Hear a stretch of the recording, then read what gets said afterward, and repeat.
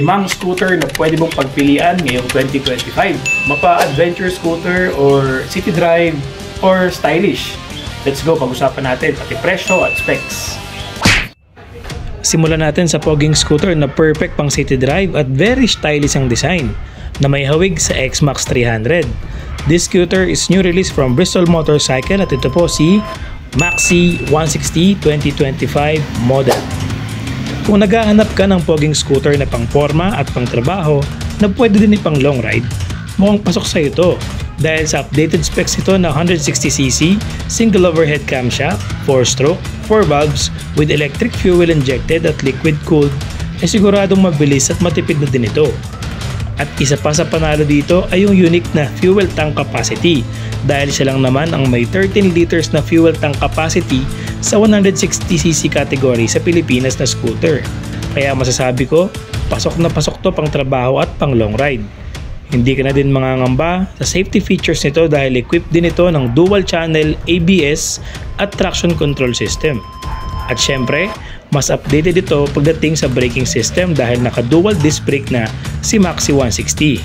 Kaya Yamaha, sana yung Aerox mo i-disc brake mo na din yung likuran.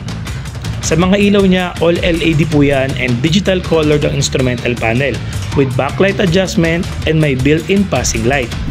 Adjustable brake levers with start and stop system pa. Sa riding performance naman tayo. Pagdating sa biyahe, swabe ang braking power ni Maxi 160. Suspension niya medyo need i-brake in yung sa bandang likuran. At sa top speed naman dito is 105 kph po ang top speed ko bilang 123 kg po ako kabigat. Pero kung payat ka, baka mas mataas po ang top speed mo. Panalo talaga yung fuel tank capacity dahil nga less stopover ka dito. Sa laki ba naman ito magpapagas ka ba? Minuto or oras-oras. 13 liters po ang fuel tank capacity ni Maxi 160. So sa underseat compartment nga lang niya is kapote at documents lang ang kasya. Dahil nga kasi yan sa 13 liters niya na fuel tank capacity. Pero ayos na siguro yun, mag-top box ka na lang. So far, so goods ang speed, look at performance ni Maxi 160 para sa akin. Ang SRP nito sa market today is 138,800 pesos from Bristol Motorcycle. So kung gusto mo mag-X-Max 300 pero kulang ang budget mo, malamang dito ka babagsak kay Maxi 160. Poging-pogi naman ito at magandang performance ng specs. Dual channel ABS, traction control system, dual disc brake, naka-subtank na ang shock absorber, at naka-dual color digital panel pa. All LED rin ng mga ilaw. So goods na yan. Maxi 160 from Bristol Motorcycle. Next scooter naman tayo mga chong. Next scooter natin, hawig naman ni Aerox from Bristol Motorcycle. Ito ang Invictus 160. Quick specs tayo mga bossing para sa ating second scooter. 160cc, single overhead camshaft, 4-stroke at 4 valves. Fuel injected na rin po ito at liquid cooled. Max power 11.8 kilowatts at 8,500 RPM. Max torque niya 14.7 at 6,500 RPM. Solid talaga. Weight niya is 127 kg, 740mm ang kanyang seat height. Kaya abot na abot ng 5'7". Ground clearance niya 135mm. Front fork telescopic standard suspension po itong si Invictus 160 at sa likuran naman is rear dual shock absorber with sub-tank. May built-in na rin po itong tire hugger so less putik. Front and rear disc brake na rin po ito with ABS and traction control system. Yan ang pinakamagandang upgrade dito sa Invictus 160. Dual channel ABS and traction control system plus dual disc brake na po. Panis yung Aerox natin. Digital colored meter panel na rin po ito. So talagang parang Aerox yung kanyang panel pero colored na rin po ito. 10.7 liter ang fuel capacity. Isa pa yan sa magandang upgrade compare sa Aerox. Mas malaki ang fuel tank capacity. May USB charging port din po ito sa kanyang front compartment and loaded na ng smart keyless system ang ating Invictus 160. Tire size niya front 180/14 ang harapan po na size and sa likuran naman po 120/70/14. Yun nga lang, mas malaki talaga yung stock ng Aerox ngayon compared dito sa stock na gulong sa rear ng Invictus 160. Ang ilaw niya, all LED po yan at pati yung mga integrated niya is all LED lighting po. Kasama na rin po dyan ng tail light. Ang price nito is 128,000 ang SRP sa Bristol Motorcycle. Yan po ang ating second scooter. Check naman natin ang ride performance. First impression natin sa test ride ng Invictus 160 dito sa Bristol Motorcycle, and napansin ko agad yung front brake nito at suspension. Talaga namang hawig na hawig sa Aerox yung pakiramdam pag sumakay ka dito. Ito, surprisingly, hindi ko alam kung dahil na break in itong demo unit. So talagang maganda yung front suspension niya and yung kanyang preno. Tapos dagdag mo pa kasi yung preno sa likod na naka dual disc brake na kasi to. So talagang maganda yung response ng preno niya sa likuran dahil nga hydraulic na disc brake yun compare sa Aerox na naka drum brake pa din. So syempre loaded din ito ng dual channel ABS, kaya kada liko ko dito talaga namang safe ako na lumiliko. Even nakaisang kamay ako dyan, kontrolado natin dahil yung manibela niya wala namang paling or wala namang maluwag or tumutunog or matigas na pakiramdam. Isa pa yung sa upuan niya ay napaka-komportable. Kahit mabigat ako hindi ko masyadong ramdam yung alog ng lubak.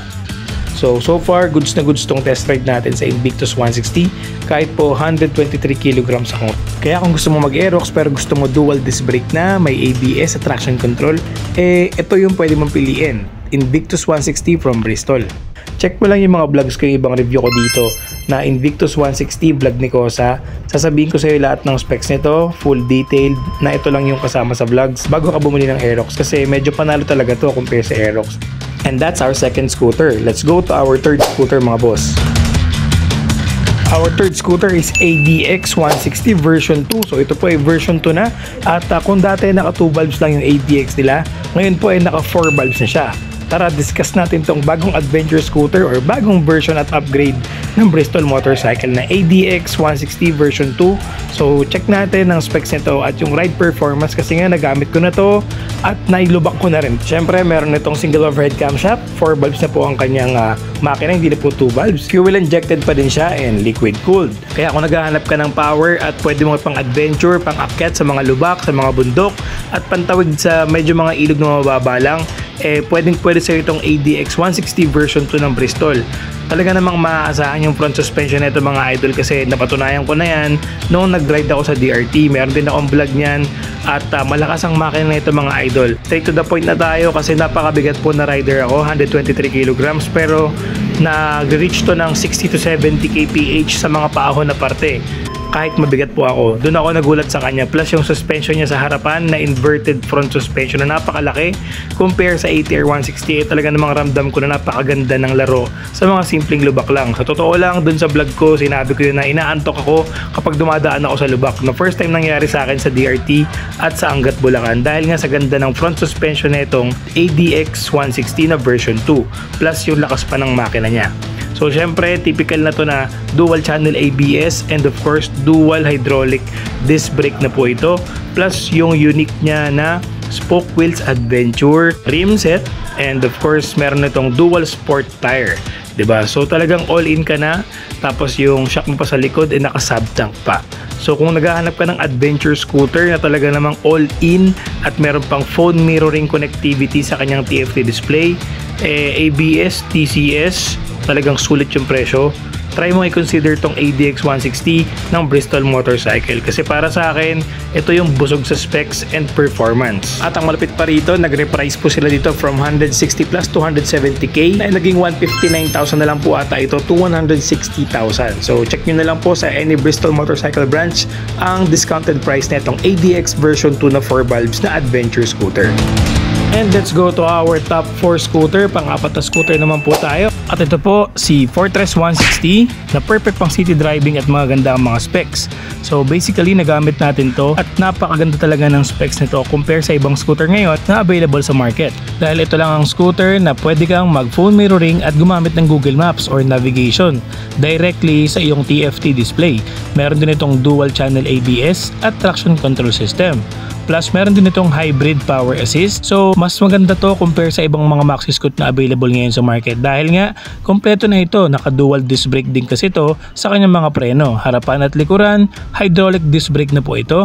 And meron din itong hybrid power assist na pwede mong i-activate kapag paahon ka at mabigat ang iyong angkas. Pwede mo siyang i-activate para mabilis ka maka-overtake. Kita nyo naman ang tindig nito, napaka-pogi talaga at perfect din yung kanyang upuan na naka-camelback style na. Isa pa sa nagustuhan ko dito sa Maxi Scoot na to na perfect for city driving is yung kanyang suspension at yung kanyang style kasi hindi siya ganun kataas, sakto lang yung ground clearance niya, perfect sa 5.4, 5.5, 5.6 and 5.7. Tapos safe ka pa kasi naka-dual disc brake na siya and at the same time updated yung kanyang TFT display kasi pwede kang mag-phone connect doon for navigation para sa long drive mo and yung mga headlight nito or yung headlight nito is naka-projector na po. Yes, projector headlight na po itong scooter na to. Tapos all LED pa yan and merong start and stop system, merong hazard and meron ding backlight dun sa mga buttons niya. 'Di ba? Sobrang ganda ng specs nito. Adjustable din pala ang brake lever nito and may handbrake din. So dun talaga sa specs niya panalong panalo ka na. Plus smart keyless din po itong Maxi Scoot na to na Fortress 160. Yes, keyless po siya or smart keyless system with both compartment pocket and USB charging port. Ayan. So ito po si Fortress 160. Check naman natin ang driving performance niya.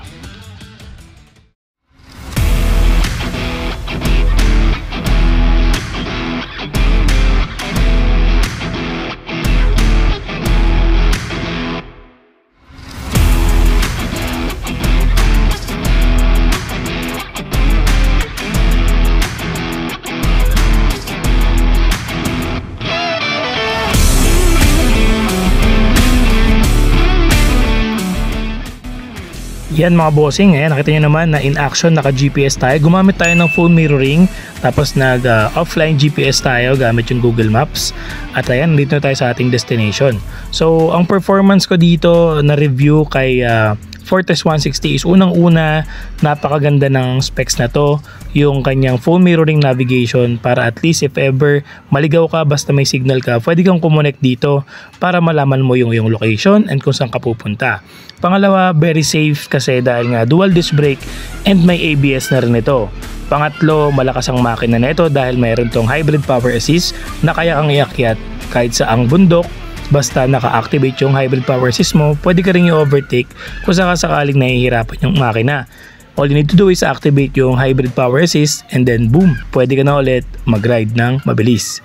So again, goods na goods tong Fortress 160 kung gusto mo ng Maxi Scoot na updated ang specs. Sa sobrang dami, nakakatuwa na siyang gamitin kasi nga modern day specs na po ang mga bagong scooter ngayon. So try to consider this one bago ka bumili ng PCX 160 ng Honda kasi maganda po ang specs nito. Dual disc brake, may phone mirroring connectivity, may handbrake, may brake lever or adjustable brake lever, tapos mayroon pa siyang ABS and traction control system, tapos naka-projector pa ang headlight niya.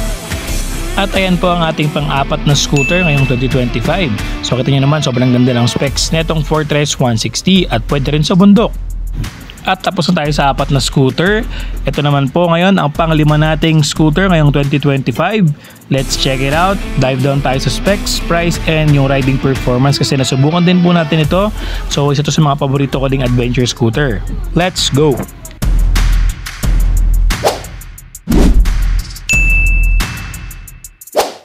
Ito na po ang ating 5th scooter of the year, ang ATR 160 from Bristol Motorcycle and QJ Motor. Isa itong adventure scooter na talaga namang nag-trending itong 2024 going 2025 and up until now.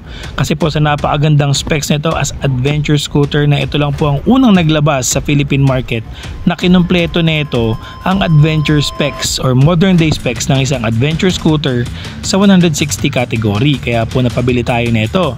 Uunahin ko po, same po sila ng makina ng Fortress 160, yung pang-apat na scooter natin kanina. So same engine po sila and same specs pagdating sa mga pindutan, sa brake lever na adjustable and merong handbrake. So same din po sila ng TFT display, so may phone connectivity rin po ito. At ang difference lang nito dun sa Fortress 160 na pang-apat na scooter kanina is ito po is for adventure purposes or adventure settings. Yung kanina po na Fortress 160 is for city driving. Pero syempre pinambundok din natin dahil kaya naman niya. Pero ito talaga ang pang-adventure na scooter. Kasi po naka-spoke wheels rimset na rin po ito or adventure rimset and naka-dual sport tire na CST. So yung suspension niya rin po sa harapan ay very unique na naka-inverted na rin po. So all-in package po talaga ito na adventure scooter. plus naka-projector din po ang headlight niya. So kaya gustong gusto ko tong adventure scooter na to kasi kinumpleto niya na lahat. Meron kang phone mirroring, pwede kang mag Google Maps doon, tapos pwede kang umakyat ng bundok, pwede kang tumawid ng ilog, and then mataas ang ground clearance, naka-inverted front suspension, adjustable ang brake lever, malakas ang makina kasi 160cc po ito, single overhead camshaft, 4-stroke and 4 valves. Adjustable din po ang rear suspension neto na dual with sub-tank. So grabe, sobrang kabisado ko na yung specs nito dahil na try na po natin to at naigala natin to around DRT at nairekta rin po natin to. Ang top speed natin dito is nasa 120 nung unang kuha ko sa kanya, and then nagpalit ako ng CVT na panggilid, so medyo bumilis talaga siya, pati lumakas na rin sa gasolina. Pero so far, ito ang ating top 5 scooter.